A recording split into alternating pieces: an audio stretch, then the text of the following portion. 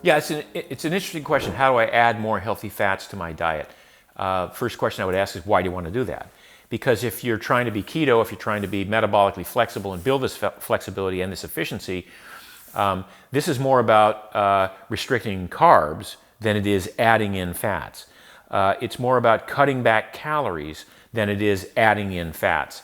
So if you get to the point where you've eliminated carbohydrates pretty much entirely, and you are sure that you're getting enough in the way of quality protein, which for most people I would say is a range of 70 grams a day to 120 or 130 grams a day. And typically with this quality protein, we're getting some fat, right? Because whether it's meat or eggs, or fish, cheese, whatever the quality proteins that we're consuming, if they're animal proteins, are going to have some fat accompanying them. If in fact you need to add more calories for whatever reason from there, and you want to add it by using fat as the lever, avocado oil, olive oil, butter, lard, ghee. These are all great opportunities. But it doesn't mean you have to drink avocado oil and you have to drink olive oil in any sense. This is about eating to satiety and not beyond, and becoming comfortable with the amount of calories that you take in, because ultimately you want to arrive at what I would say the least amount of calories it takes for you to thrive and on a day-to-day basis and perform well in whatever endeavor you are taking on.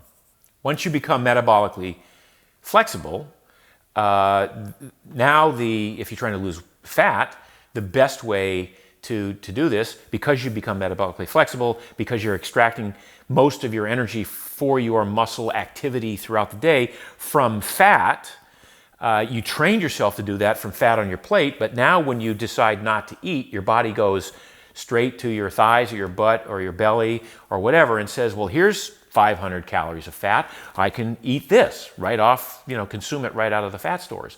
So that's the beauty of this metabolic flexibility and this ability to train the body to go look for a source of calories from fat, whether it's present in the meal or whether it's stored in the body fat stores. And if you're trying to lose weight, obviously you want to get to the point where by every meal you skip, you sort of think of, well, that's another 500 calories that I didn't eat and that I burned off my body.